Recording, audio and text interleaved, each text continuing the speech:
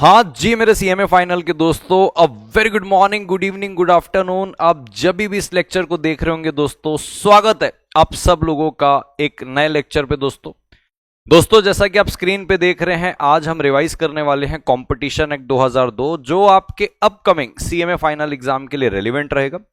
दोस्तों ये टॉपिक थोड़ा सा बड़ा है, तो इसको हम दो हिस्सों पे करेंगे। पहला पार्ट जो रहेगा, यहां पे मैं इस कंपटीशन एक्ट के बारे से आपको एक बेस डेवलप करवा दूंगा, और जो दूसरा हिस्सा रहेगा वो कंपटीशन कमीशन ऑफ इंडिया के ऊपर रहेगा। यानी कि कंपटीशन कमीशन ऑफ इंडिया जो इस एक्ट के अंदर एक रेगुलेटरी बॉडी है, ये उसके ऊपर रहेगा। तो जैसे ही आज पहला पार्ट खत्म होगा, आपको आइडिया लग जाएगा कि नेक्स्ट पार्ट में हम क्या पढ़ने वाले हैं। एकदम आराम से पढ़िएगा दोस्तों। इस पे जो कुछ लिमिट्स है कॉम्बिनेशन की, अगर आपने मेरे से रेगुलर लेक्चर परचेस किया होगा, उस पे कॉम्बिनेशन करके एक टॉपिक आता है जिस पे लिमिट्स होती है। यानी कि जब दो कंपनी आपस में मर्ज और अमलगमेट होती है, वो लिमिट्स में अमेंडमेंट आया है 7 मार्च 2024 को। तो वो अमेंडमेंट भी मैं इसी रिवीजन लेक्चर के अंदर कवर करने वाला हूं, और वो आज के ही लेक्चर पे कवर होगा। पार्ट 1 पे ही कवर होगा। पार्ट 2 पे एज सच कोई विशेष अमेंडमेंट अभी तक मुझे नहीं दिखा है। जब कल मैं रिकॉर्ड करूंगा, मैं एक बार और चेक कर लूंगा, अगर उस पर कोई अमेंडमेंट रहेंगे तो वो भी मैं साथ साथ में उस पर इनकॉर्पोरेट कर दूंगा उस पार्ट 2 पे। तो लेट अस स्टार्ट दोस्तों। बट स्टार्ट करने के पहले दोस्तों एक लाइक तो बनता है ना। इसके पहले हमने बैंकिंग रेगुलेशन का रिवीजन किया है, इनसाइडर का रिवीजन किया है, आईपीओ का रिवीजन किया है, ये सारे रिवीजन रहे हुए। आज के दिन मैंने टेक ओवर का रिवीजन के लिए बोला था, बट मैंने नोटिस किया कि टेक ओवर का ऑलरेडी मेरे यूट्यूब पे लेक्चर डला हुआ है। आई बटन में आपको उसकी लिंक मिल जाएगी, आप टेक ओवर वहां से कर सकते हो। इसीलिए आज मैं कंपटीशन एक्ट 2002 से रिवीजन स्टार्ट कर रहा हूं। तो लाइक तो जरूर बनता है दोस्तों, और ऐसे लगातार कंटेंट आ रहे हैं इसी टाइम पे। यही टाइम पे मैं रोज सीएमए फाइनल के लिए एक एक टॉपिक का रिवीजन ला रहा हूं। तो आप दोस्तों अगर चैनल पे न्यू हो, सब्सक्राइब करिए, क्योंकि ये जो लगातार कंटेंट आ रहा है ये आपके लिए मिस आउट हो जाएगा, और एक लाइक तो बनता है। और ये पूरा का पूरा लेक्चर खत्म हो जाएगा, तो जरूर बताइएगा कि आपको ये पूरा लेक्चर कैसा लगा। सो दोस्तों लेट अस स्टार्ट। मैं बताना चाहता हूं दोस्तों, मैंने पूरी की पूरी इंस्टीट्यूट की मॉड्यूल को सिंप्लीफाई कर दिया है अपने हैंड रिटन नोट्स के थ्रू। तो अब जब मैं आपको लेके जाऊंगा, तो मैं अपने हैंड रिटन नोट्स के थ्रू आपको लेकर जाऊंगा। उस पे सारी चीजें जो इंस्टीट्यूट के इस पैराग्राफ में दी हुई है, मैंने उन सब को तोड़ ताड़ कर रख दिया है। सो बिना टाइम वेस्ट किए दोस्तों मैं शुरुआत करता हूं इस एक्ट की।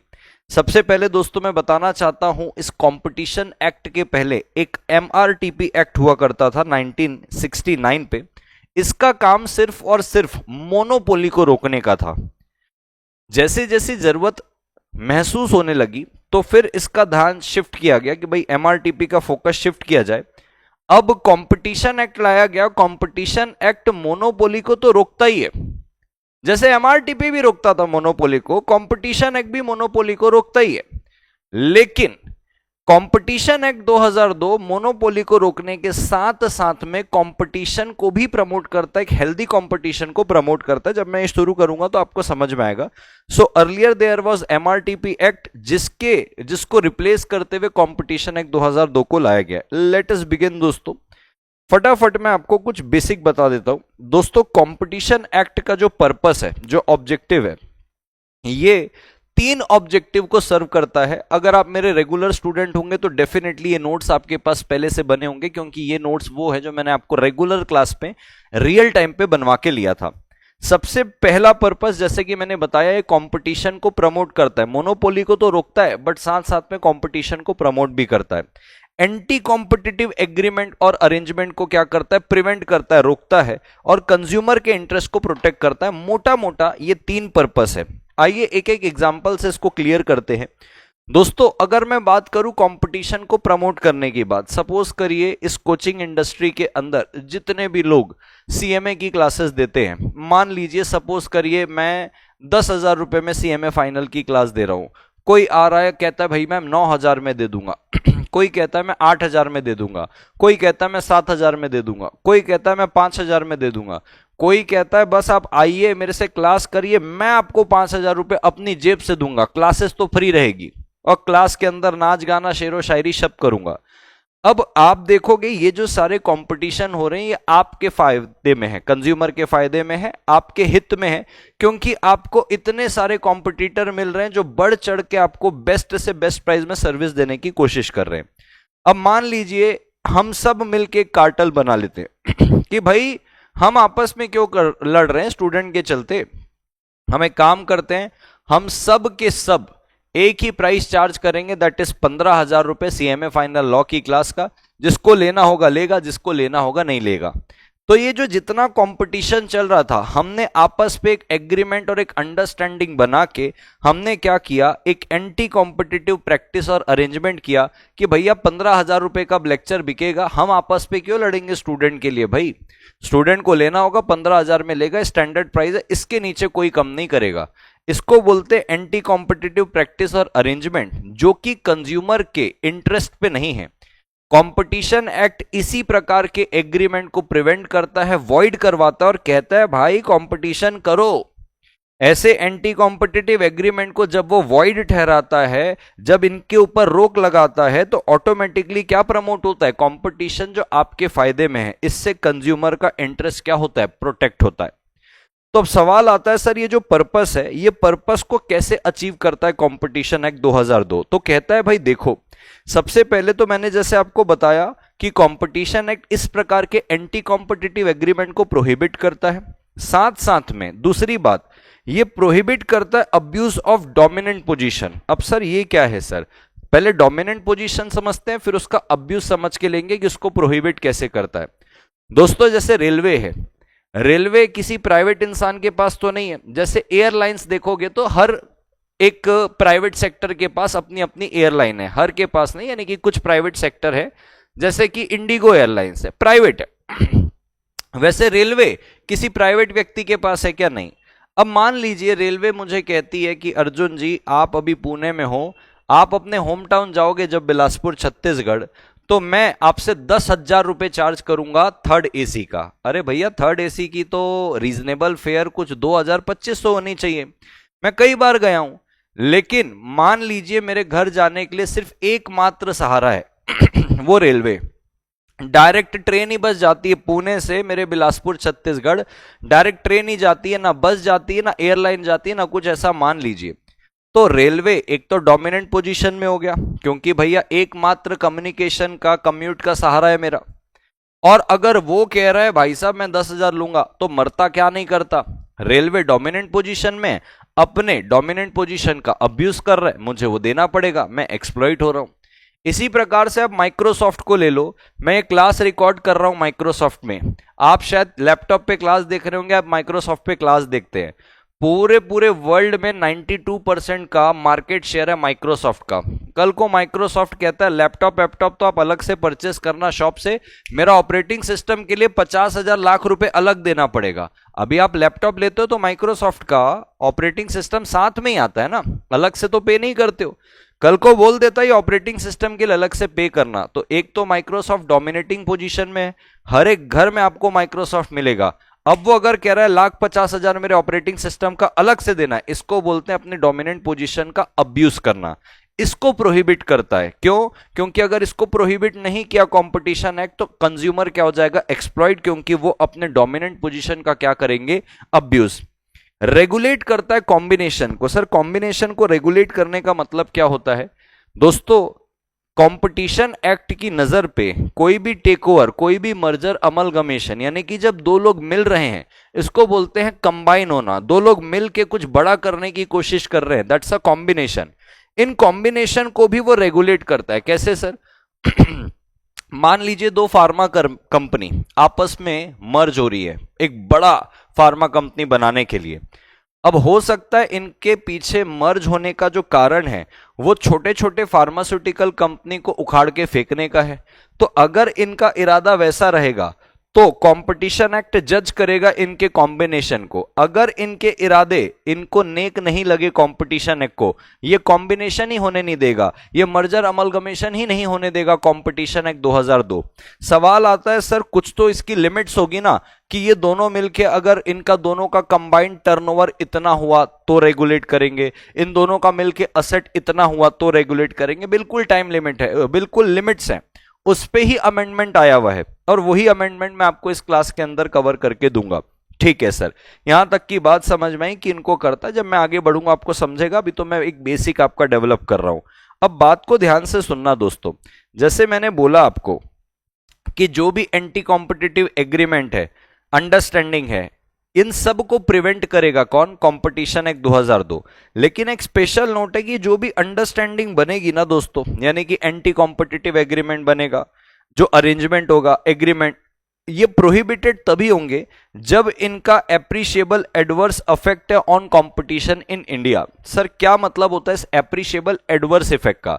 यानी कि अच्छा खासा नेगेटिव इंपैक्ट होना चाहिए इसका। एग्जाम्पल के तौर पे मैं बोलता हूं दोस्तों कि सपोज करिए प्रेस्टीज पॉइंट, जहां पे मैं अभी क्लासेस लेता हूं, फेस टू फेस क्लासेस जहां हमारी चलती है, मैं पुणे के अंदर पढ़ाता हूं। पुणे के अंदर एक प्रेस्टीज पॉइंट करके एक बहुत बड़ा हब है जहां पे सारी रिनाउंड क्लासेस आपको मिलती है, सीएस, सीएस, सीएमए की, एक ही बिल्डिंग के अंदर सारी रिनाउंड क्लासेस है। तो सपोज करिए सीए इंटर की क्लासेस की अलग अलग फीस है। सपोज करिए बोथ ग्रुप की फीस कहीं 50,000 है, कहीं 55,000 है, कहीं 60,000 है, कहीं 75,000 है, ऐसे कुछ आसपास क्या होगी। मैं मोटा मोटा बोलूं तो 50,000 के आसपास आप एक लमसम ले सकते हो कि चलो भाई 50,000 की फीस है।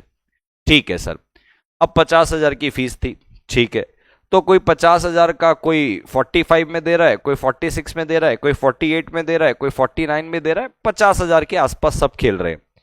अब आपस पे अपन ने एक एग्रीमेंट कर लिया कि भाई साहब 50,000 नहीं, थोड़ा सा कम हो रही है 50,000। सब ने मिलकर एग्री किया कि भाई 52,000 के आसपास की फीस रहेगी, 52,000 के नीचे कोई भी चार्ज नहीं करेगा। अब 50,000 की फीस थी, 45 से लेके 50 हर एकेडमी चार्ज कर रहा था, यही रेंज चल रही थी। अब आपने सौदा करके उसको 52 कर दिया कि नहीं यार खर्चे ज्यादा हो रहे हैं। अब भाई साहब 45 से लेके 50 की रेंज को बढ़ा के लाख तो नहीं कर दिया ना, कि अब हर स्टूडेंट लाख रुपए देगा भाई सीए इंटर बोथ ग्रुप की फीस। भाई 50,000, 45 से 50,000 की रेंज थी, आपने 52,000 कर दी। इससे कौन सा नेगेटिव इंपैक्ट आ गया, कौन सा अच्छा खासा एडवर्स इफेक्ट आ गया? ये सब छोटी मोटी चीजों में कंपटीशन एक्ट अपना वक्त खराब नहीं करेगा। हां, अगर 45 से लेके 50,000 तक की फीस थी, सबने कार्टेल बनाया, अब बोला सीए इंटर बोथ ग्रुप की फीस लाख रुपए से कम चार्ज ही नहीं करनी है, डबल कर दिया। कंज्यूमर को एक्सप्लॉइट करने की कोशिश कर रहे हैं, पूरा का पूरा एक मोनोपोली क्रिएट करने की कोशिश कर रहे हैं, कंपटीशन खत्म करने की कोशिश कर रहे हैं। Now this anti competitive agreement और this kind of arrangement, this kind of understanding between all the competitor is having an appreciable adverse effect. उल्टा इफेक्ट आ रहा है, इसका नेगेटिव इंपैक्ट आ रहा है। यहां पे एंट्री लेगा कंपटीशन एक्ट 2002। इस प्रकार के एंटी कॉम्पिटिटिव एग्रीमेंट, इस प्रकार की अंडरस्टैंडिंग, इस प्रकार के अरेंजमेंट को तोड़वाएगा और कंज्यूमर के इंटरेस्ट पे काम कराएगा। वापस से जो रीजनेबल फीस होनी चाहिए, जो 45 से लेके 55,000 के आसपास होनी चाहिए, उस फीस पे आपके लिए काम कराएगा। तो ये स्पेशल नोट को ध्यान रखना कि तभी कंपटीशन एक्ट पिक्चर पे आएगा जब आपकी किसी भी अरेंजमेंट का एप्रिशिएबल एडवर्स इफेक्ट होगा, तो ही कंपटीशन एक्ट 2002 उस पर दखल अंदाजी करने के लिए, इंटरफेयर करने के लिए आएगा। ठीक है सर, दोस्तों बताना चाहता हूं कंपटीशन एक्ट 2002 में लॉ मेकर यानी कि इसको बनाया कौन है? पार्लियामेंट ने। और आपको जैसे पता होगा स्टॉक एक्सचेंज को रेगुलेट करने के लिए सेबी एक्ट 2002 है, पार्लियामेंट ने ही बनाया है। अब सेबी एक्ट बन तो गया, लेकिन उसके रेगुलेशन या सेबी एक्ट का पालन हो रहा है कि नहीं हो रहा है, उसके लिए बना दिया SEBI, securities exchange board of India. इसी प्रकार से कंपटीशन का एक्ट बनाया 2002। अब कंपटीशन एक्ट के रूल्स का, प्रोविजंस का कंप्लायंस हो रहा है कि नहीं, इसके लिए बनाया दोस्तों एक एग्जीक्यूटिव बॉडी जिसको हम बोलते हैं competition commission of India, that is CCI. और दोस्तों बताना चाहता हूं सीसीआई जो कंपटीशन कमीशन ऑफ इंडिया है, जो ये देखेगा कि कहीं आप एंटी कॉम्पिटिटिव एग्रीमेंट तो नहीं कर रहे हो, कहीं आप अरेंजमेंट करके मोनोपोली क्रिएट करने की कोशिश तो नहीं कर रहे हो, क्योंकि कानून बोल रहा है नहीं कर सकते ऐसा। बट कानून का पालन करवाने के लिए कौन आया? CCI, that is a regulatory body, executive body. वो खुद भी कुछ रेगुलेशन बना सकती है इस एक्ट के तहत। तो अगर आप लेजिस्लेटिव बॉडी में देखोगे तो कंपटीशन एक्ट 2002 बना, उसके अंदर सीसीआई बनाई गई। वो एग्जीक्यूटिव बॉडी और सीसीआई को भी पावर दिया गया कि आप भी रेगुलेशन बना सकते हो इन कंपटीशन को रेगुलेट करने के लिए। तो सीसीआई जब रेगुलेशन बनाएगा तो वो लेजिस्लेटिव विंग के अंदर भी आएगा, जब सीसीआई पालन कराएगा वो एग्जीक्यूटिव बॉडी के अंदर भी आएगा। सर जुडिशियल बॉडी इसकी कौन सी है? सपोज करिए सर किसी ने एंटी कॉम्पिटिटिव एग्रीमेंट करने की कोशिश की, यही आपके कोचिंग इंडस्ट्री वालों ने, किसी स्टूडेंट ने जाके सीसीआई को कंप्लेन फाइल कर दी, सीसीआई को कंप्लेन फाइल की, सीसीआई ने पहली बात तो उसके ऊपर पेनाल्टी की और सीसीआई ने खुद एक प्राइस रेंज बताई कि इसी प्राइस रेंज में स्टूडेंट से फीस चार्ज की जाएगी। एक्चुअल में वो कोचिंग वाले कोई एंटी कॉम्पिटिटिव एग्रीमेंट नहीं कर रहे थे, स्टूडेंट को गलतफहमी हुई थी जिसकी वजह से उसने कंप्लेन किया, सीसीआई ने पेनाल्टी भी लगा दी और खुद की एक फीस बता दी। अब इससे वो कोचिंग इंडस्ट्री वाले एग्रीव्ड है, दुखी हैं कि तो जबरदस्ती की बात हो गई हमारे साथ। वो अपना एग्रीवनेस, अपनी ग्रीवेंस किधर लेके जाएंगे? तो कहता है आप जाओगे नेशनल कंपनी लॉ ट्राइब्यूनल के पास। Sir national company law tribunal तो कंपनीज एक्ट के मैटर के लिए है, बिल्कुल national company law tribunal companies act के मैटर के लिए भी है और कंपटीशन एक्ट 2002 के भी मैटर के लिए भी है। अब एनसीएलटी से अगर आप दुखी होगे तो आप जाओगे national company law appellate tribunal के पास, उससे दुखी होगे तो आप जाओगे सुप्रीम कोर्ट के पास। तो जो जुडिशियल बॉडी है उसके अंदर आएगी आपकी एनसीएलटी, एनसीएलएटी और उसके बाद सुप्रीम कोर्ट। ठीक है सर, यहां तक की एक बेसिक चीज समझी सर। अब दोस्तों कहता है इसी के अंदर कंपटीशन एक्ट 2002 के अंदर सेंट्रल गवर्नमेंट को एक राइट दिया है कि सेंट्रल गवर्नमेंट आप चाहो तो एक डायरेक्टर जनरल को भी अपॉइंट कर सकते हो। सर ये क्या है डायरेक्टर जनरल? डायरेक्टर जनरल एक ऑफिसर का डेजिग्नेशन है जो कंपटीशन कमीशन ऑफ इंडिया को, जो इसकी एग्जीक्यूटिव बॉडी है, इसको हेल्प करेगा, ग्राउंड लेवल पे इंक्वायरी और इन्वेस्टिगेशन करेगा, देखेगा जाके जब कोई कंप्लेन आएगी, देखेगा जाके कोई एंटी कॉम्पिटिटिव एग्रीमेंट वाकई में हो रहा है क्या, प्राइस की इंक्वायरी करेगा, देखेगा कंज्यूमर का इंटरेस्ट एक्सप्लॉइट हो रहा है क्या। ये डायरेक्टर जनरल सीसीआई को रिपोर्ट करेगा जिसके दम पे सीसीआई एक्शन लेगा। तो सेंट्रल गवर्नमेंट को इस एक्ट के अंदर पावर दिया सीसीआई को बनाने के लिए और सेंट्रल गवर्नमेंट एक डायरेक्टर जनरल नाम के एक ऑफिसर को भी अपॉइंट कर सकती जो सीसीआई को क्या करेगा, असिस्ट करेगा इन एक्ट के कंप्लायंस के लिए। ठीक है सर, अब बात आती है सर कॉम्बिनेशन की, जो आपने बताया था कि इस एक्ट के अंदर कॉम्बिनेशन को रेगुलेट किया जाता है। तो कॉम्बिनेशन किसको बोलते हैं? इस एक्ट के अंदर मर्जर, अमलगमेशन और टेक ओवर, जब कोई एक कंपनी दूसरी कंपनी को टेक ओवर कर रही है, मर्ज हो रही है, अमलगमेट हो रही है, उसको इस एक्ट के अंदर कॉम्बिनेशन बोला जाता है, जिसको कॉम्पिटिशन एक्ट रेगुलेट करता है। तो एक हाइपोथेटिकल लिमिट ले लो, मान लो ऐसा बोलता है कि अगर आप दो लोग मिल रहे हो और दो लोग मिलके आपकी असेट 2000 करोड़ की हो जा रही है, हाँ अब आपके ऊपर आपके इस कॉम्बिनेशन को हम रेगुलेट करेंगे, देखेंगे कि आप दोनों के मिलने की वजह से जो 2000 करोड़ का असेट आपका हो जा रहा है, इससे क्या कंपटीशन में कोई एप्रिशिएबल एडवर्स इफेक्ट आएगा? हाँ, तो आपके कॉम्बिनेशन को रोका भी जा सकता है। बट सर क्या ये लिमिट वाकई में 2000 करोड़ की है? नहीं, ये तो मैंने हाइपोथेटिकली आपको बता दी है लिमिट 2000 करोड़ की। लिमिट जो है इससे ज्यादा ही है, वो लिमिट मैं अलग से पढ़ाऊंगा। अभी तो मैं बस आपका क्या बना रहा हूं, बेस बना रहा हूं। इस कॉम्बिनेशन को अप्रूव भी कर सकता है सीसीआई की, चलो कर लो, अच्छी बात है, इससे तो लोगों का भला होगा। आप दोनों जब मिलके बड़े हो जाओगे तो और आप सस्ते दाम में चीजों को प्रोवाइड करने वाले हो। अरे ये तो कंज्यूमर के लिए अच्छा है, अप्रूव कर देगा। लगेगा कि आप मोनोपोली क्रिएट करना चाह रहे हो, रिजेक्ट कर देगा। या ऐसा लगेगा कि इससे फायदा भी है और नुकसान भी है। बोले नुकसान किस बात का है? बोले कुछ पर्टिकुलर दवाई जो है ना, यही दोनों फार्मा कंपनी बनाते हैं और अच्छे प्राइस में बनाते हैं। तो एक काम करो, आप दोनों अमलगमेट हो जाओ, लेकिन ये 7 प्रकार की दवाई आप मत बनाना, क्योंकि ये 7 प्रकार की दवाई सिर्फ आप दोनों बनाते हो। और आप दोनों अगर मिल गए और अब एक ही बंदा बनाएगा मिलके, तो बाकी वालों को आप खदेड़ के बाहर कर दोगे। तो चलो हम आपके कॉम्बिनेशन को अप्रूव करते हैं, लेकिन ये 7 प्रकार की मेडिसिन आप बनाना छोड़ दो, ये बाकी छोटे लोगों को बनाने दो। इस प्रकार के मॉडिफिकेशन भी सजेस्ट किए जा सकते हैं, उसके बाद आपके कॉम्बिनेशन को होने दिया जाएगा। वो क्या लिमिट है मैं आपको बताऊंगा। मैं उम्मीद करता हूं अब तक का आपका बेस क्लियर हो गया होगा कि आप इस चैप्टर में पढ़ने क्या वाले हैं। अब दोस्तों मेरी बात को ध्यान से समझना। अब मैं आपको लेके जाता हूं कि कंपटीशन को, जैसे मैंने बोला कि प्रमोट करने का काम करेगा कंपटीशन एक्ट 2002। तो सवाल आता है सर कंपटीशन को प्रमोट कैसे करेगा, कंपटीशन का डेफिनेशन क्या है? बताना चाहता हूं दोस्तों, कहीं पे भी इस कंपटीशन एक्ट के अंदर कंपटीशन वर्ड को डिफाइन नहीं किया गया है। वर्ल्ड बैंक ने 1999 में कंपटीशन को डिफाइन किया था ये बोल के कि एक ऐसी सिचुएशन है जहां पे दो सेलर जो है इंडिपेंडेंटली लड़ते हैं कि बायर का उसको क्या मिल जाए, पेट्रोनेज। बायर का पेट्रोनेज यानी कि बायर की प्रिविलेज उसको मिल जाए। बायर आपके पास आए, सर आपका प्राइस और आपकी क्वालिटी प्रोडक्ट और सर्विस का बहुत बढ़िया सर, मैं तो आप ही से सर सामान लूंगा, सर मैं तो आप ही से क्लास लूंगा। ये बायर का अपनापन पाने के लिए दो लोग जब आपस में लड़ते हैं इसको बोलते हैं कंपटीशन। कहता है to achieve their business objective of high profit and high market share, कि भाई सिर्फ मैं ही चलूं मार्केट के अंदर, कस्टमर मुझे ही पसंद करे।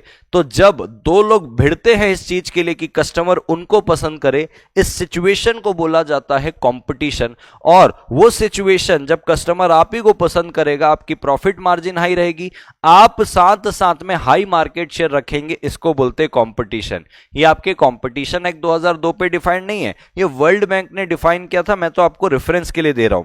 अगर मार्केट में कोई कंपटीशन नहीं होगा दोस्तों तो इकोनॉमी कभी ग्रो ही नहीं कर पाएगी। भाई मार्केट में चार लोग आएंगे, लड़ेंगे, भिड़ेंगे, एक कॉम्पिटिटर के चलते, तीन चार कॉम्पिटिटर के चलते सब एक दूसरे को, अब एक दूसरे के प्रोडक्ट को इंप्रूव करने की कोशिश कर रहे हैं। जैसे देखो अभी मार्केट में एक नई कार आई है टाटा की, सियारा करके, वो किसको टक्कर दे रही है, क्रेटा को टक्कर दे रही है, सेल्टोस को टक्कर दे रही है, आपके हाई राइडर जो टोयोटा की हाई राइडर है। क्यों? अरे भाई साहब मार्केट में इतने सारे कॉम्पिटिटर है, तब तो हर एक कॉम्पिटिटर बढ़ चढ़ के कम प्राइस में आपको बेटर प्रोडक्ट दे रहा है, जैसे टाटा दे रहा है, सेफ्टी अलग, फीचर अलग, प्राइस अलग, कम चल रहा है। तो इसी की वजह से तो इकोनॉमी ग्रो कर रही है कि कस्टमर को इतने प्रोडक्ट मिल रहे हैं, कम दाम में बेस्ट सर्विसेज मिल रही है। अगर कंपटीशन नहीं रहेगा तो इकोनॉमी ग्रो ही नहीं कर पाएगी। ठीक है, अब जैसे रेलवे है, आज रेलवे आप देखोगे कि भाई सरकार के पास है, आप उसकी गाड़ियां देखो, आप उसके फूड देखो। एक गाड़ी आई थी उसमें हेडफोन टीवी भी लगा था, वो 1 साल से ज्यादा चल नहीं पाई, लोग चुरा के उसको लेके चले गए। क्या बोलोगे बताओ? अब जैसे मैं इतना रिसर्च कर करके आपके पास आ रहा हूं, ये अमेंडमेंट लेके आ रहा हूं कि लिमिट चेंज हुई, आपको मैं पढ़ाऊंगा, ये क्यों कर रहा हूं? ताकि भाई आप मेरे को चूज करें, मेरे को हर बार कि भाई सर का लेक्चर देखा तो मेरा काम बन जाएगा करके, तो आपको ये भरोसा है कि सर आपको अमेंडेड मटेरियल देगा, अच्छी क्वालिटी, अच्छी एजुकेशन और सही तरीके से मेरे को सारी चीजें समझ आ जाएगी। इसलिए तो मैं इतना रिसर्च करके आपके पास आता हूं और आपको चीजें देता हूं। नहीं तो अदरवाइज क्या होगा, कोई कॉम्पिटिटर ही नहीं रहेगा तो मैं बोलूंगा मैं ही तो हूं, जो पढ़ाना है पढ़ा देता हूं। तो दोस्तों जो ऑब्जेक्ट है जो कंपटीशन एक्ट का, वो है इकोनॉमिक डेवलपमेंट, आपके इंटरेस्ट को प्रोटेक्ट करने का काम है इस पे। साथ साथ में अगर मैं आपको बताऊं तो ये प्रोटेक्ट कर रहा है ट्रेडर के इंटरेस्ट को भी। ट्रेडर के इंटरेस्ट को कैसे प्रोटेक्ट कर रहा है? अरे भाई साहब जैसे मैंने बताया, दो बड़ी फार्मास्यूटिकल कंपनी अगर मिल गई तो छोटे छोटे को खदेड़ देगी, तो उन छोटों का भी ख्याल रखने के लिए तो इनके कॉम्बिनेशन को रोकेंगे, उनके भी तो इंटरेस्ट को प्रोटेक्ट करना है, तभी तो कॉम्पिटिशन होगा। हेल्दी कॉम्पिटिशन प्रमोट करना है और स्टेब्लिश करना एक रेगुलेटर जिसको हम क्या बोलते हैं, कॉम्पिटिशन कमीशन ऑफ इंडिया। ठीक है सर, यहां तक की मेरी बात समझ में आई। अब मैं आपको ना कुछ डेफिनेशन पढ़ाना चाहता हूं जो आपकी मॉड्यूल के अंदर आपको दिया रहेगा, बट उसके पहले मैं आपको कुछ बात बताना चाहता हूं कि सर जैसे आपने बोला था ना एंटी कॉम्पिटिटिव एग्रीमेंट, ये एंटी कॉम्पिटिटिव एग्रीमेंट क्या होता है, कितने प्रकार का होता है, ये बता दूं। अभी तक मैंने आपका सिर्फ बेसिक डेवलप करके लिया है कि भाई कंपटीशन एक्ट का ऑब्जेक्टिव क्या है, कंपटीशन का मतलब क्या है, कौन सी चीजों को रोक के वो कंपटीशन प्रमोट करता है एंड सो ऑन। अब इसके अंदर ना बहुत सारे डेफिनेशन है कि एक्वायरर किसको बोलेंगे, क्योंकि एक कंपनी दूसरी को अगर टेक ओवर कर रही है तो वो एक्वायर कर रही है, बराबर है, तो एक्वायरर किसको बोलेंगे। कंज्यूमर यहां पे किसको बोलेंगे, क्योंकि कंज्यूमर के इंटरेस्ट को प्रोटेक्ट कर रहा है। तो आप इस डेफिनेशन के हिसाब से कंज्यूमर होंगे तो कंपटीशन एक्ट आपकी हेल्प करेगा, बराबर है। एंटी कॉम्पिटिटिव एग्रीमेंट किसको बोलेंगे, मान लो आपने एंटी कॉम्पिटिटिव एग्रीमेंट किया लेकिन ओरल पे किया, कोई सबूत ही नहीं है, तो अब उसको कैसे कंपटीशन एक्ट के अंदर कवर करेंगे। तो बोला भैया ओरल एग्रीमेंट को भी हम कंपटीशन एक्ट के अंदर एंटी कॉम्पिटिटिव मानेंगे, हम सर्कमस्टेंसेस देख के समझ जाएंगे कि भैया तुम्हारी आपस में बिना लिखित के अंडरस्टैंडिंग हो गई है। एक्वायरर कौन रहेगा, कंज्यूमर कौन रहेगा, और अल्टीमेटली सर आप जो बार बार एग्जांपल दे रहे हो कि जैसे कॉम्पिटिटर्स हैं वो आपस में एंटी कॉम्पिटिटिव एग्रीमेंट कर लेंगे, तो इनको क्या बोला जाता है कंपटीशन एक्ट के अंदर, कोचिंग एकेडमी तो नहीं बोलेंगे, कॉम्पिटिटर तो नहीं बोलेंगे, तो इन लोगों को इस एक्ट के अंदर इंटरप्राइज बोला जाता है। कहता है इंटरप्राइज अगर एंटी कॉम्पिटिटिव एग्रीमेंट करेगा तो कंपटीशन एक्ट उस पर रोक लगाएगा। अगर इंटरप्राइज अपने पोजीशन का, डोमिनेंट पोजीशन का अब्यूज करेगा तो कंपटीशन एक्ट उस अब्यूज को प्रिवेंट करेगा। तो उस इंटरप्राइज के अंदर डिफाइन किया कि कंपनी भी आएगी, सोल प्रोप्राइटर भी आएगा, पार्टनरशिप भी आएगा, एचयूएफ भी आएगा, बॉडी ऑफ इंडिविजुअल भी आएगा, एसोसिएशन भी आएगा। सबको इंटरप्राइज के डेफिनेशन में डाल दिया कि कोई भी इस प्रकार की हरकत ना करे।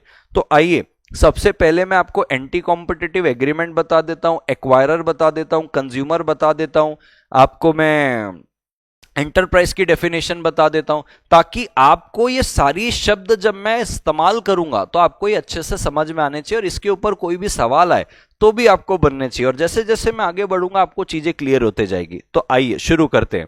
कहता है सर किसको बोलेंगे एंटी कॉम्पिटिटिव एग्रीमेंट। और ये जितनी चीजें मैं आपको दिखा रहा हूं ना, ये आपकी मॉड्यूल पे जो ऐसे पैराग्राफ वाइज है ना, वही मॉड्यूल के कीवर्ड्स को उठाते हुए मैंने इजी लैंग्वेज में ड्राफ्ट किया। आप इतना भी लिखेंगे एग्जाम में तो भी चलेगा, बराबर है। आप खुद पाएंगे जब मॉड्यूल से आप जाके देखेंगे तो मॉड्यूल की चीजें आपको कवर मिलेगी। तो कहता देखो कोई भी एग्रीमेंट जो कि कॉज कर रहा है, यानी कि इसकी वजह से हो रहा है appreciable adverse effect on competition, जो मैं आपको ऑलरेडी बता दिया हूं, 50,000 की फीस को लाख कर दिया आपने, इसी एंटी कॉम्पिटिटिव एग्रीमेंट की वजह से उसको नल एंड वॉइड माना जाएगा। यानी कि कंपटीशन एक्ट बोलेगा ऐसा कोई एग्रीमेंट में होने ही नहीं दूंगा, ये वॉइड माना जाएगा। ठीक है सर।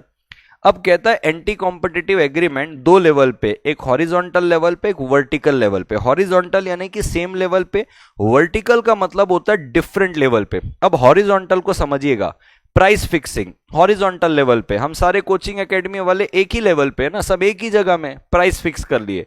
हॉरिजॉन्टल लेवल पे anti competitive, production supply fixation, allocation of market share, bid rigging, पहले ये चार समझ लेते हैं। आइए इस पे मैं आपको ये तो समझा ही रहा हूं प्राइस फिक्सिंग, साथ में मैं आपको एंटी कॉम्पिटिटिव एग्रीमेंट अगर ओरल होगा तो उसको कैसे कवर करेंगे इसके अंदर वो भी। तो एग्रीमेंट को भी डिफाइन किया गया इस कॉम्पिटिशन एक्ट के अंदर। तो दोस्तों सबसे पहले प्राइस फिक्सिंग में देखो मैंने एक सीमेंट कार्टेल का भी एग्जांपल लिया। जैसे हम कोचिंग वालों ने प्राइस फिक्स कर लिया, सीमेंट वाली कंपनी, एयरलाइन वाली कंपनियों का भी कार्टेल हो सकता है कि सीमेंट इतने में ही बेचेंगे पर बैग।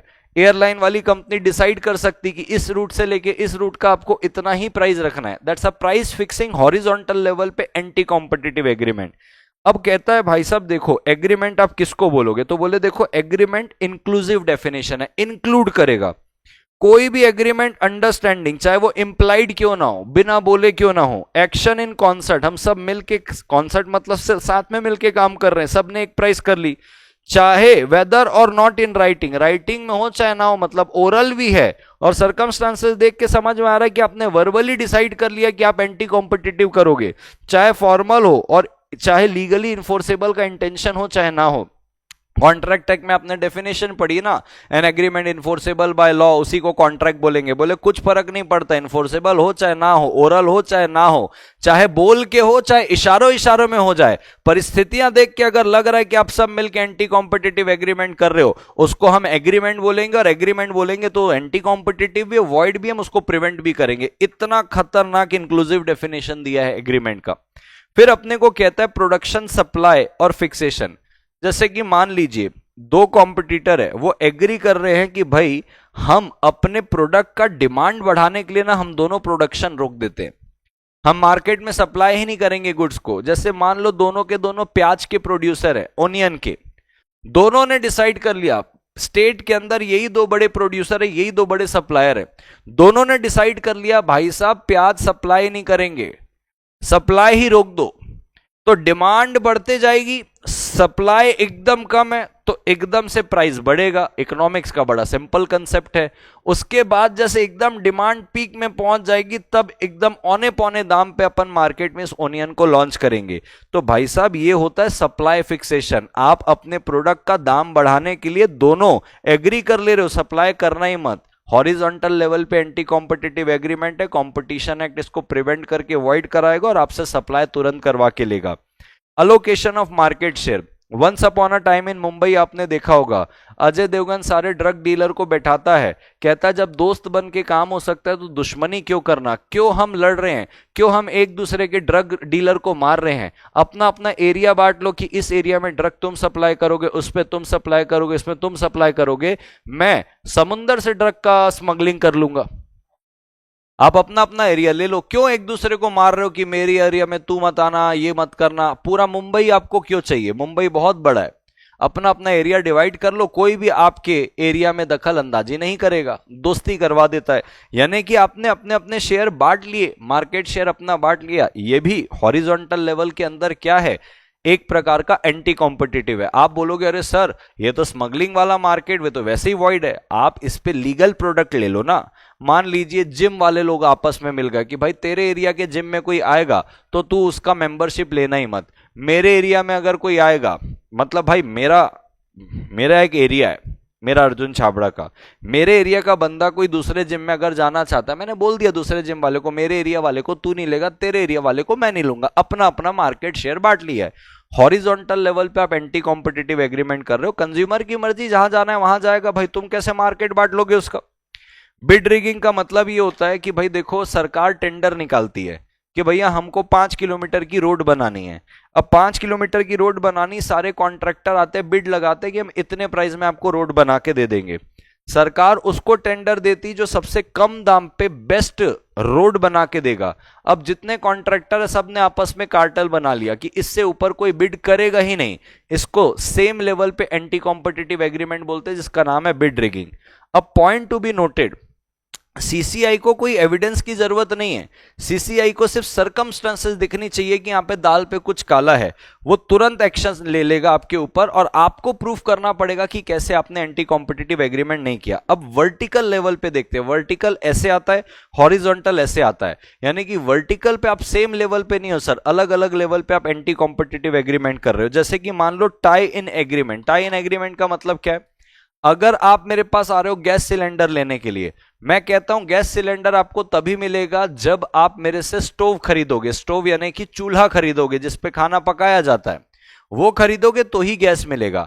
अब देखो टाई इन एग्रीमेंट में कोई प्रॉब्लम नहीं है, बट प्रॉब्लम इस पे है, अगर इस टाई इन एग्रीमेंट करने की वजह से अगर कोई एप्रिशिएबल एडवर्स इफेक्ट आता है मार्केट के अंदर तो तकलीफ है। मान लीजिए मैं आपको बोलता हूं, जैसे मैं पहले सीएस को भी पढ़ाया करता था, अभी मैं कोविड के बाद से सीएस वालों को पढ़ाना छोड़ा हूं, तो मैं वहां पे ऐसे करता था कि भाई मैं ग्रुप 1 में कंपनी लॉ पढ़ाता था और ग्रुप 2 में economic business and commercial law पढ़ाता था। तो मैं कहता था भाई मेरा कंपनी लॉ लेना है तो ग्रुप 2 का ईबीसीएल भी लेना पड़ेगा तो ही मैं कंपनी लॉ आपको दूंगा, ये टाई इन एग्रीमेंट था। अब मेरे इस टाई करने से कोई मार्केट में एप्रिशिएबल एडवर्स इफेक्ट नहीं पड़ रहा था, बस मेरे को अपने दोनों प्रोडक्ट बेचने थे एक प्राइस पॉइंट में, इसलिए मैं किया था। तो अगर आपके इस टाई इन एग्रीमेंट करने से मार्केट में गलत प्रभाव पड़ रहा है तो उसको एंटी कॉम्पिटिटिव मान के हम उसके ऊपर कार्रवाई करेंगे, ठीक है सर।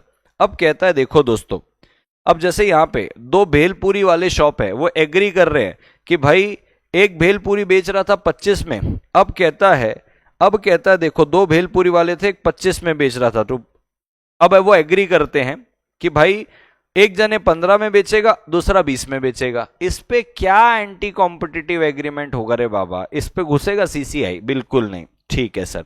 अब जीवन में आगे बढ़ते हैं, एक्सक्लूसिव सप्लाई वर्टिकल के अंदर, जैसे कि मान लीजिए जहां से मैं अपना नोट्स प्रिंट कराता हूं उसको मैं, मतलब सबसे बड़ा धंधा उसको मैं ही देता हूं, यानी कि मेरी जितनी बुक्स प्रिंट होती है, बराबर है क्या, यानी कि उसके 100% के टर्नओवर पे 80% का टर्नओवर मेरा है, मैं उसका सबसे बड़ा कस्टमर हूं।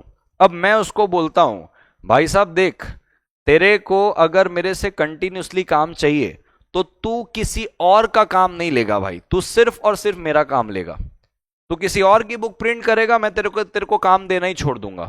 एक्सक्लूसिव सप्लाई, तो सिर्फ मेरे को प्रिंट करके देगा, इसको बोलते हैं वर्टिकल लेवल पे एक टीचर एक प्रिंटर को जो नीचे लेवल का है उसको चमका रहा है, उसको ये चमका रहा है कहता है भाई साहब मैं मेरा काम ले लूंगा अगर तू किसी और का काम लेगा। वर्टिकल लेवल पे एंटी कॉम्पिटिटिव एग्रीमेंट। मैं ऐसा क्यों कर रहा हूं? हो सकता है मुझे पता चला कि मेरा कॉम्पिटिटर भी वहीं से प्रिंट कराने लग गया, मेरे को देखा देखी। मैं नहीं चाहता अच्छी बेस्ट क्वालिटी की प्रिंटिंग मेरे कॉम्पिटिटर को मिले।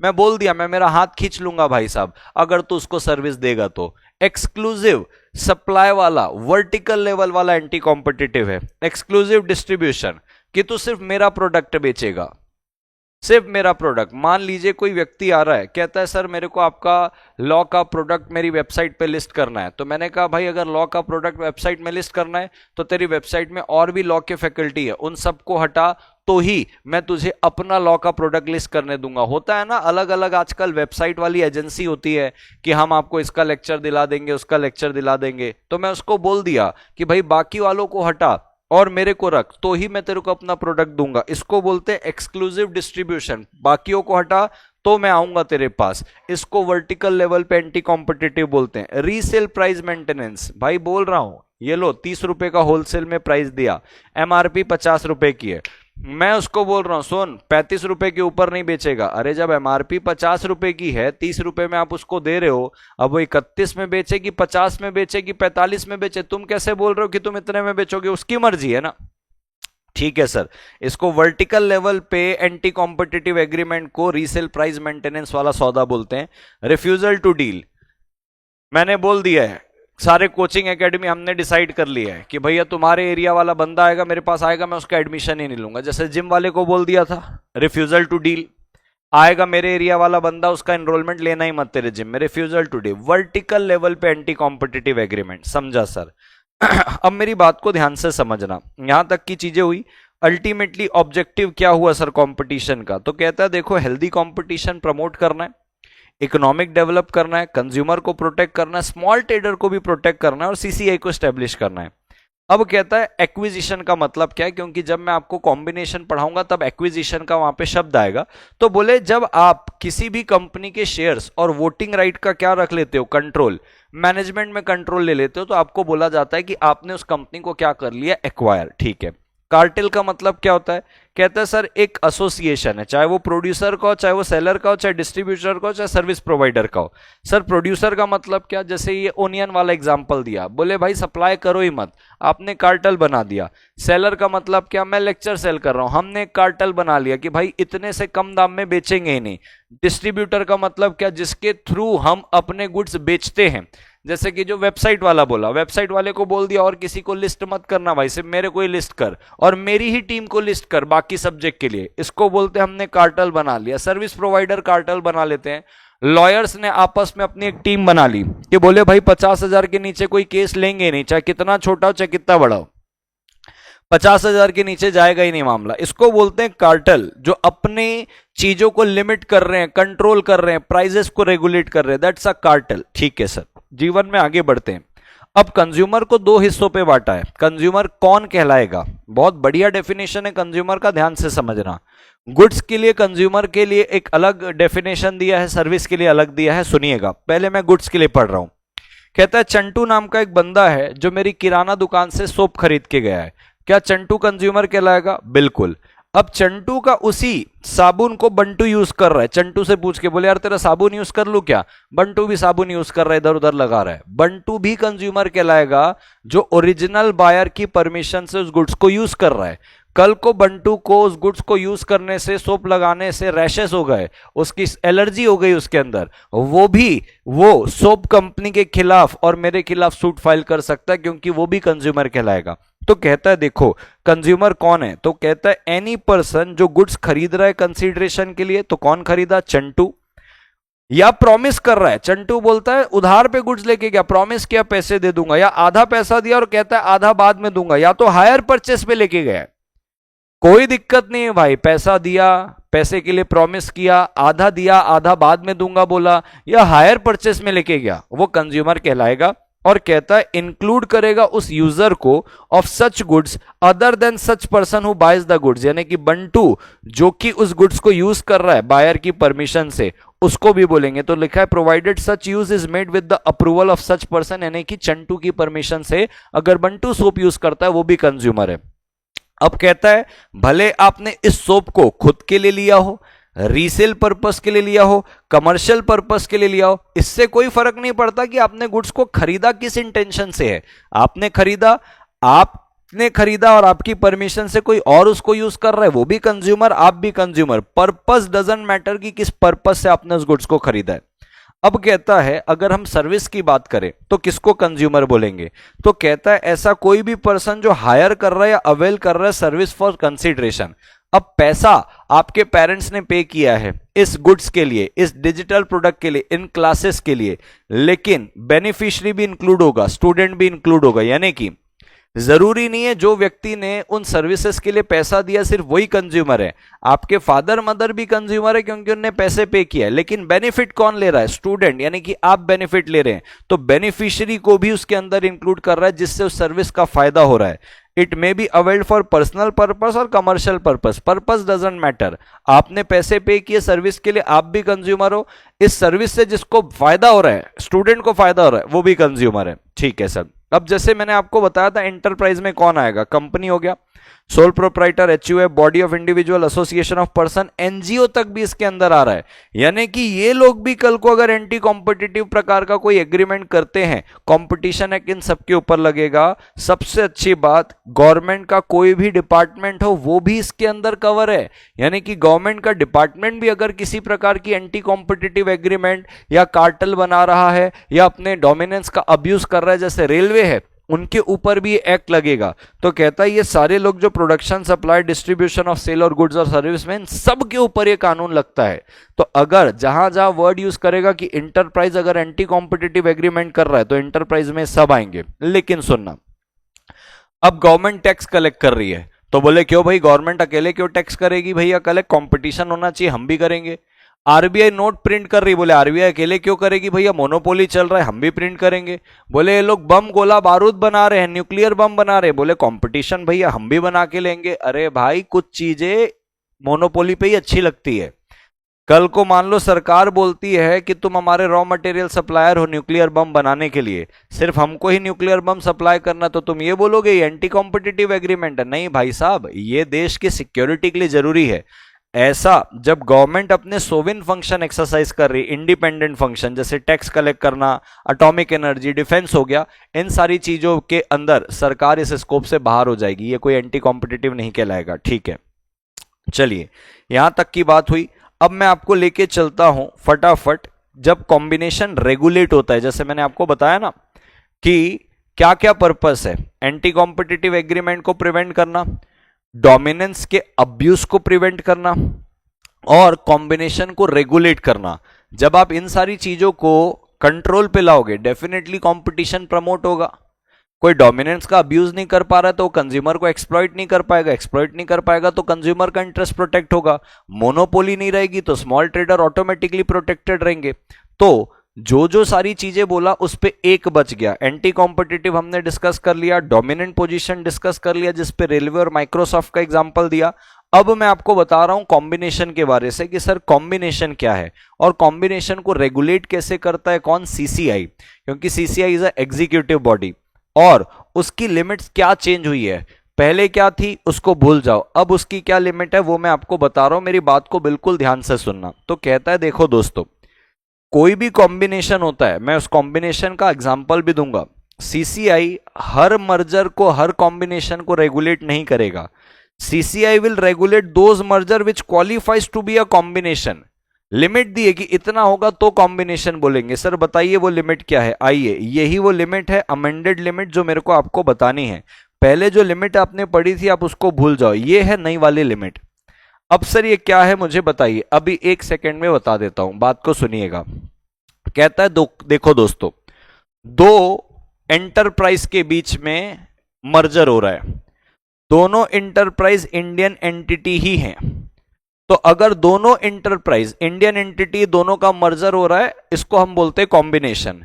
कब सीसीआई इसको रेगुलेट करेगा, कब दखल अंदाजी करेगा सीसीआई कि मैं तुम्हारा ये मर्जर होने नहीं दूंगा, मैं तुम्हारा ये अमलगमेशन होने नहीं दूंगा? तो कहता है दोस्तों सुनो, अगर इंडियन एंटरप्राइज और इंडियन एंटरप्राइज है, इंडिया के ही अंदर दोनों का मर्जर हो रहा है, तो इनका कंबाइंड इंडिविजुअल अमाउंट असेट का, यानी कि जब ये दोनों मिल जाएंगे तो अगर इनकी असेट मोर देन ₹2500 करोड़ होगी, बस सीसीआई इसको रेगुलेट करेगा।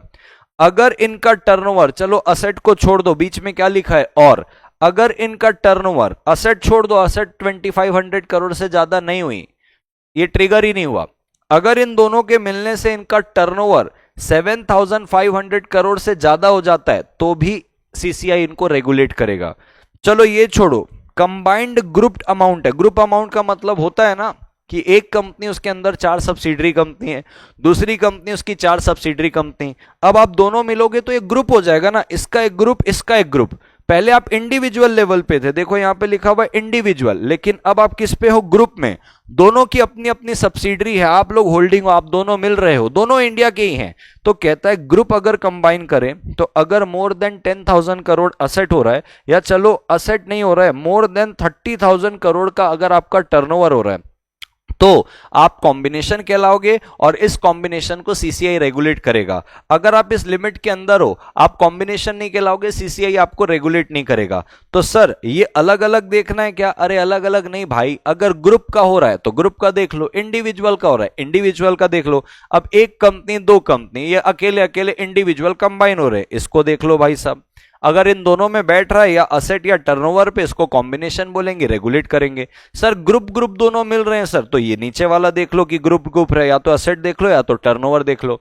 इजी है, बड़ा इजी है। देखो यहां पे 2500 करोड़ है, यहां पे 7500 करोड़ है, अगर इंटू 3 कर दोगे तो बात बन जाएगा।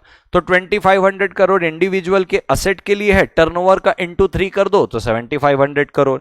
कंबाइन ग्रुप में यहां पे 10,000 करोड़ से ज्यादा बोला है, अगर आप कर दोगे इंटू 3 तो 30,000 करोड़ हो जाएगा। लेकिन अब मैं बात करता हूं सर, दोनों इंडियन नहीं है, एक इंडियन इंटरप्राइज है और एक फॉरेन इंटरप्राइज है सर। अब क्या होगा? तो कहता है अगर इंडियन इंटरप्राइज है और एक फॉरेन इंटरप्राइज है, दोनों इंडिविजुअल है, यानी कि एक इंडिया की कंपनी एक फॉरेन की company, individual, no group involve, तो कहता है भाई साहब अगर ये दोनों कंबाइन होके इनका असेट मोर देन 1.25 बिलियन जा रहा है वर्ल्ड वाइड, यानी कि पूरा मिला के, लेकिन इंडिया में कम से कम 1250 करोड़ की असेट होनी चाहिए। यानी कि सर जब एक इंडियन कंपनी और एक फॉरेन कंपनी दोनों का मर्जर हो रहा है, ये कॉम्बिनेशन कब कहलाएगा? जब दोनों का असेट मिला के मोर देन $1.25 बिलियन होगा और इंडिया में असेट कम से कम 1250 करोड़ होनी चाहिए। 1250 करोड़ इंडिया में होना ही मांगता। सर मान लीजिए दोनों का मिला के $1.25 बिलियन हो रहा है, लेकिन इंडिया में सिर्फ 1000 करोड़ का ही हो रहा है सर, कम से कम 1250 बोला था, तो आप कॉम्बिनेशन नहीं कहलाओगे, आप बाहर हो जाओगे इसके रेगुलेशन से। आप दोनों मिलोगे, फॉरेन वाला और इंडिया वाला, दोनों का मिलाकर असेट, टोटल असेट $1.25 बिलियन होगा, और कम से कम इस $1.25 बिलियन में उतना असेट इंडिया में होगा जिसकी कीमत कम से कम 1250 करोड़। इंडिया में आपका असेट कम से कम 1250 करोड़ होना चाहिए, यानी कि आपका पूरा मिला के 1.25 बिलियन हो गया, इस पे इंडिया में कम से कम 1250 होना चाहिए। अब यही अगर आपका टर्नओवर देखें कि असेट आपका क्वालिफाई नहीं हो रहा है, तो टर्नओवर मोर देन $3.75 बिलियन, जिसमें इंडिया में कम से कम 3750 करोड़ होना चाहिए। ये तो हो गई सर इंडिविजुअल की बात, जब एक इंडिया का कंपनी और एक फॉरेन की इंडिविजुअल कंपनी है। मान लो सर इंडिया की ग्रुप कंपनी और फॉरेन की ग्रुप कंपनी आपस में मर्ज कर रही है, तो कहता है भाई साहब मोर देन $5 बिलियन असेट जब ग्रुप का हो रहा है, जब ग्रुप हो रहा है तो मोर देन 5 बिलियन, मोर 5 बिलियन नहीं, 5 बिलियन से ज्यादा, और इंडिया में वही 1250 करोड़ की असेट इंडिया में होनी चाहिए, और वापस से इंटू 3 कर लो तो 15 बिलियन रहेगा। कहां पे? टर्नओवर की बात है, यानी कि जब आपकी इंडिया की ग्रुप कंपनी और फॉरेन की ग्रुप कंपनी मिल रही है, टर्नओवर मोर देन 15 बिलियन चाहिए, जिसपे कम से कम 375 करोड़ कहां पे चाहिए? इंडिया पे चाहिए। आई होप आपको ये लिमिट समझ में आ गई है, आप इसको 2-3 बार पढ़ लेना, ये आपको क्लियर हो जाएगी। अब मैं वापस से आता हूं यहां पे, मुद्दा कहता है सर तो सीसीआई किसको रेगुलेट करेगी? जो मैंने आपको कॉम्बिनेशन बताया उनको, अगर असेट, टर्नओवर, इंडिविजुअल जहां पे भी फंस रहा है, इनको बोला जाएगा कॉम्बिनेशन। अब मेरी बात को ध्यान से समझना, क्या होगा सर इसके बाद ये बताइए। So ladies and gentleman, boys and girls, चाहे इंडिविजुअल एंटिटी हो इंडिया की और फॉरेन की, चाहे ग्रुप एंटिटी हो इंडिया की और इंडिया की, या इंडिया की फॉरेन की, वो जिस भी लिमिट में फंसेंगे, अगर इन सारी लिमिट में किसी भी लिमिट में आप फंस रहे हो, असेट पे, टर्नओवर पे, इंडिविजुअल पे, कंबाइन पे, तो जैसे ही ये दो कंपनी का कॉन्ट्रैक्ट होगा मर्जर अमलगमेशन का, या जैसे ही इनके कंपनी में बोर्ड मीटिंग में बोर्ड रेजोल्यूशन पास होगा कि हाँ भाई हम ऐसा मर्जर करना चाह रहे हैं, हम ऐसा कॉम्बिनेशन करना चाह रहे हैं, और ये लिमिट को ट्रिगर कर रहा है, जैसे ही आपने रेजोल्यूशन पास किया या आपने कॉन्ट्रैक्ट में एंटर किया और आपको दिख रहा है कि भैया ये कंपटीशन एक्ट में जो लिमिट बताई है उसको ट्रिगर करने वाला है, क्योंकि असेट और टर्नओवर तो आपके सामने ही रहेंगे, तो कहता है इस परिस्थिति के अंदर if the parties merging together, जो दोनों पार्टी मर्ज कर रहे हैं, ये रीच कर जाते हैं अबव थ्रेशोल्ड लिमिट जो मैंने आपको बताया, देन इसको कॉम्बिनेशन बोलेंगे।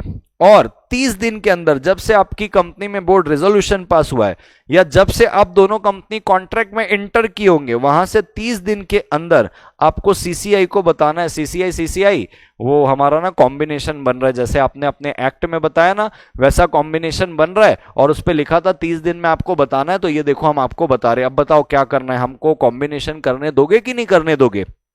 तो सीसीआई जो है वो शो कॉज नोटिस देगा डायरेक्टर जनरल को, बताया था ना डायरेक्टर जनरल सीसीआई को असिस्ट करता है, डायरेक्टर जनरल को नोटिस देगा, सारे पार्टीज को नोटिस देगा, ये जो दोनों पार्टी मिल रही है कि बताओ तुम्हारे ऊपर इंक्वायरी क्यों ना कंडक्ट की जाए, तो पार्टीज रिप्लाई करेंगे कि सर किस बात की इंक्वायरी, हम दोनों मर्ज हो रहे हैं सर, और कम दाम में अच्छी मेडिसिन बना के देंगे सर, और कम दाम में अच्छा प्रोडक्ट देंगे सर, हम कोई मोनोपोली क्रिएट करने के लिए नहीं बन रहे सर, हम कोई एंटी कॉम्पिटिटिव के लिए नहीं बन रहे सर, हम छोटे प्लेयर को खदेड़ने के लिए नहीं बन रहे सर, हम तो सर भलाई के लिए बन रहे हैं कि बड़े हो जाएंगे तो मास प्रोडक्शन करेंगे, कम दाम पे अच्छी सुविधाएं देंगे सर, निश्चिंत रहिए। ऐसा आपको रिप्लाई करना पड़ेगा, तब तो आपके कॉम्बिनेशन को अप्रूव किया जाएगा। तो कहता है देखो सीसीआई क्या करेगा, रिसीट करेगा रिप्लाई, किससे? डायरेक्टर जनरल से भी और ये दोनों पार्टी से भी।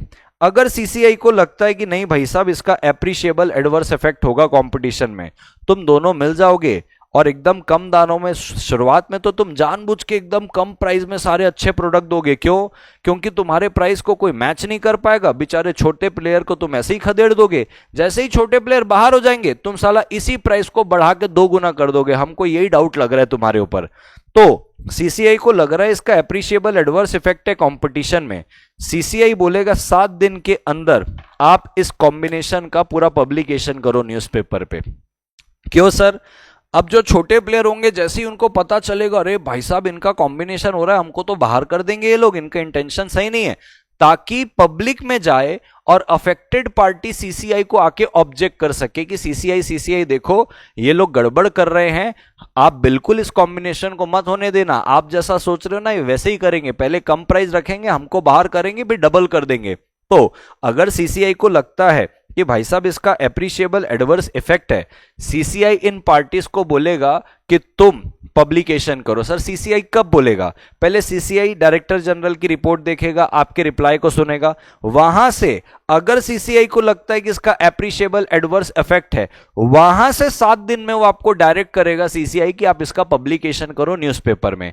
अब कंपनी को कितने समय में, इंटरप्राइज को कितने समय में ये पब्लिश करना है? तो कहता है ये जो पार्टी है सीसीआई के ऑर्डर से 10 दिन में आप इसका पब्लिकेशन करोगे, पूरे जनहित में जारी करोगे कि भैया हमारा कॉम्बिनेशन हो रहा है और हमारा मर्जर हो रहा है। तो जितने भी इंटरेस्टेड पार्टी होंगे, इंटरेस्टेड पार्टी यानी कि ये जो छोटे प्लेयर होंगे, अगर उनको कोई ऑब्जेक्शन लेना है तो पब्लिकेशन से 15 दिन के अंदर वो सीसीआई को अपना ऑब्जेक्शन सबमिट करेंगे। अब सीसीआई क्या करेगा? जैसे ही सबका ऑब्जेक्शन आया, सबने यही बोला कि सर इनका कॉम्बिनेशन मत होने दीजिएगा, अब सीसीआई वापस से आपसे पूछेगा दो भाई और एडिशनल इंफॉर्मेशन दो।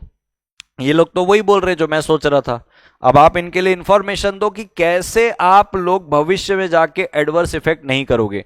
अब ये वापस से जो पार्टी लोग हैं, जैसे सीसीआई इनसे एडिशनल इंफॉर्मेशन मांगेगा, इनको 15 दिन के अंदर फिर से अपनी सफाई पेश करनी है। तो देखो लिखा है CCI will call additional information within next 15 days. Next 15 days कहां से? सर देखो पब्लिकेशन किया, पब्लिकेशन से 15 दिन इंटरेस्टेड पार्टी ऑब्जेक्ट करेंगे, 15 दिन में ऑब्जेक्शन आ गया, अब सीसीआई इनसे अगले 15 दिन के अंदर बोलेगा भाई अब आप अपनी सफाई पेश करो। तो यानी कि सर सीसीआई के पास एडिशनल इंफॉर्मेशन मांगने के लिए भी 15 दिन है और पार्टीज को इंफॉर्मेशन देने के लिए भी 15 दिन है। देखो, CCI will call for additional information within next 15 days from the party और who shall furnish such information within 15 days. यानी कि सीसीआई के पास सबका ऑब्जेक्शन आया, सीसीआई ने बोला भाई एडिशनल इंफॉर्मेशन, तो ये सीसीआई कितने दिन में बोलेगा? 15 दिन में। और जब बोलेगा वहां से 15 दिन पार्टी के पास है कि आप भी 15 दिन में एडिशनल इंफॉर्मेशन दे दो, दोनों के पास 15 दिन है। ठीक है, अब सीसीआई के पास सारी जानकारी आ गई, रिप्लाई भी आ गया, एडिशनल इंफॉर्मेशन भी आ गए।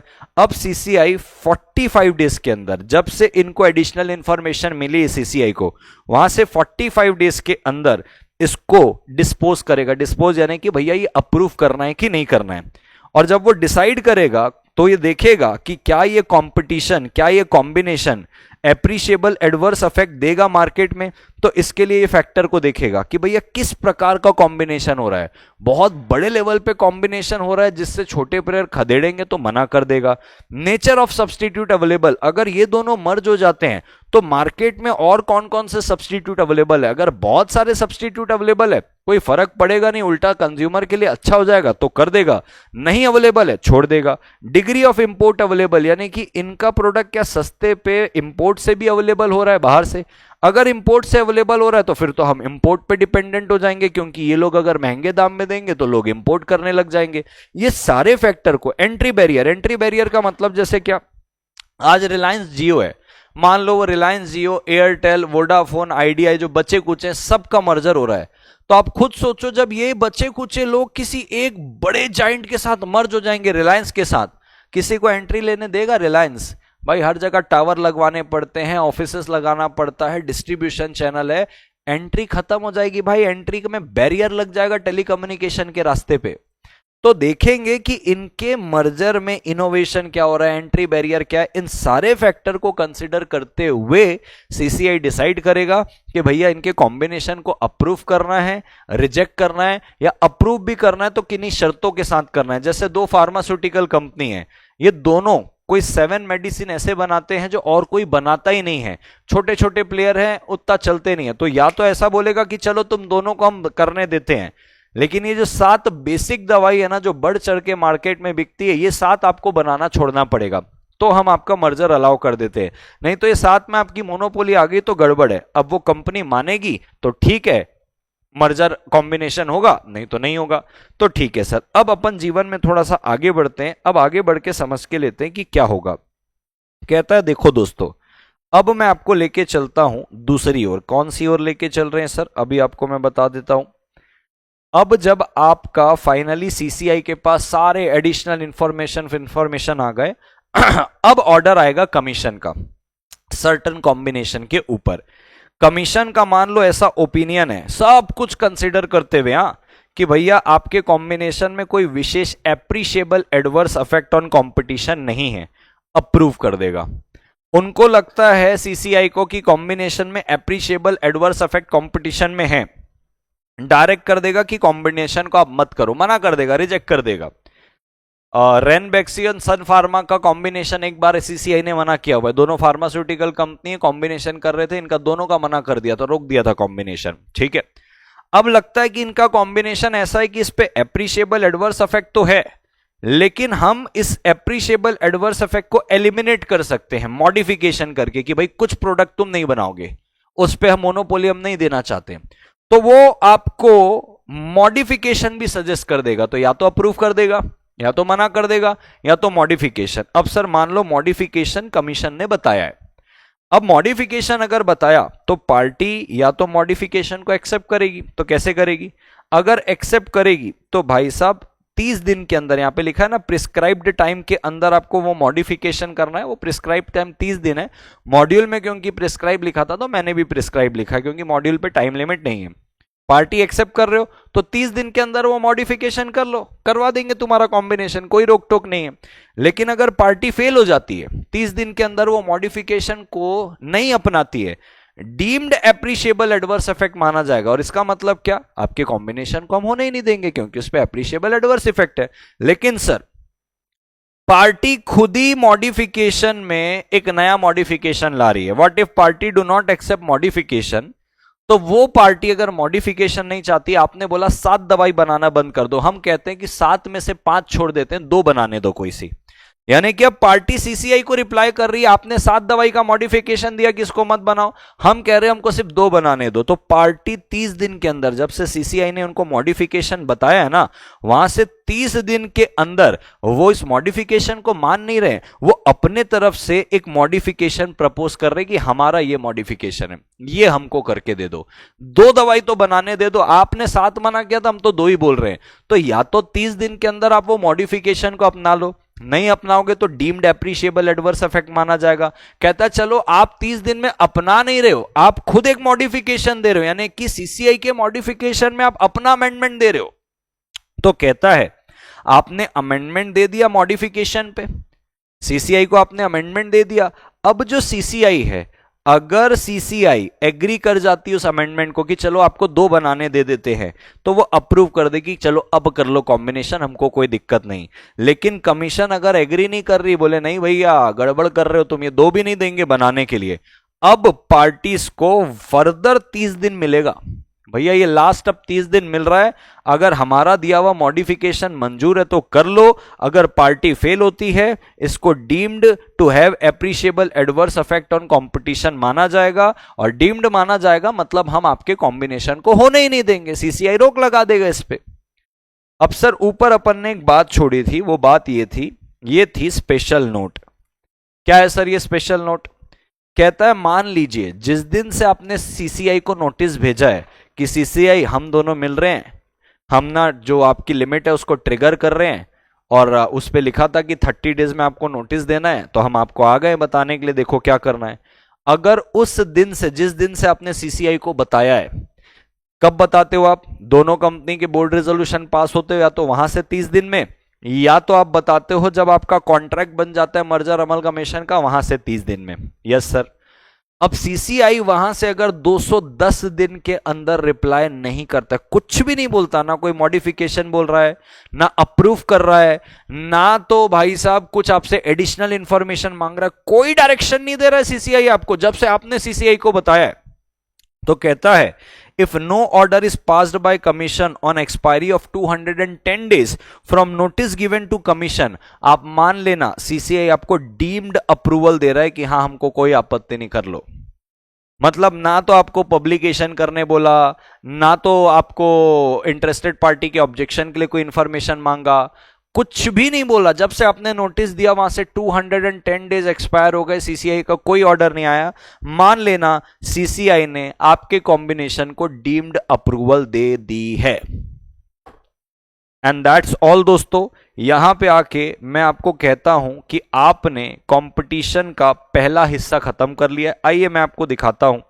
ये ऑब्जेक्टिव हो गया, इंपॉर्टेंट डेफिनेशन हो गए मॉड्यूल के अंदर के पूरे, एंटी कॉम्पिटिटिव एग्रीमेंट हो गया, वर्टिकल और हॉरिजॉन्टल एंटी कॉम्पिटिटिव एग्रीमेंट में ये tie in arrangement, resale price, refusal to deal, exclusive distribution, ये abuse of dominant position, combination and its regulation. Combination जैसे मैंने आपको बताया था ना, जब एक और मोर पर्सन मर्ज या अमलगमेट कर रहे हैं, इसको कॉम्बिनेशन बोलते हैं। फिर आपको सीसीआई को बताना पड़ेगा, ये लिमिट पुरानी वाली आप इसको मत देखिएगा, मैंने आपको नई लिमिट यहां से पढ़ा दी है बराबर। फिर रेगुलेशन ऑफ कॉम्बिनेशन, रेगुलेशन का मतलब क्या है?